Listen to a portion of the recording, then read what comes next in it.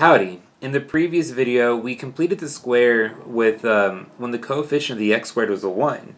But let's get a little bit tougher. What if the coefficient of x squared isn't a 1? How are you going to complete the square? Well, what you're going to do is you're going to factor out whatever is multiplied in front of that x squared. In this case, what's multiplied in front of the x squared is a 3. So I'm going to rewrite this as 3 times, and then we'll have x squared minus 4x plus 2 is equal to 0. And now from there, what you're going to do is just do what we did in the previous video and complete the square to this. So if you haven't watched part 1, definitely watch part 1 because I think it's a really short video, and knock it out and show you how to do completing the square in like 2 seconds. Okay.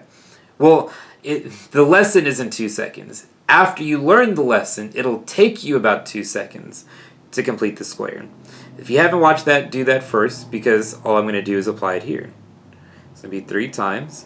Whenever I complete the square to this will be x divided by 2, that's minus 2 squared, and then plus 2 minus that negative 2 squared is equal to 0. So we're going to have 3 times that x minus 2 squared, and then 2 minus negative 2 squared, that's positive 4, so be careful. 2 minus 4 is negative 2.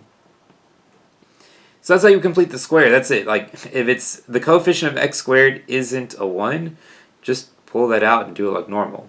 So once you get to this point, our goal for this question was to actually solve for x. So let's go ahead and do that. Dividing 3 by each side, 0 divided by 3 is just 3. So I'm going to have x minus 2 squared minus 2 is equal to 0. Adding the 2 over, x minus 2 squared is equal to 2. Taking the square root of both sides, I'm going to have that x minus 2 is both plus and minus square root of 2. Therefore, our final answer, whenever I add that to the other side, x will be plus square root of 2 plus 2. And then x will be minus square root of 2 plus 2. And that's it.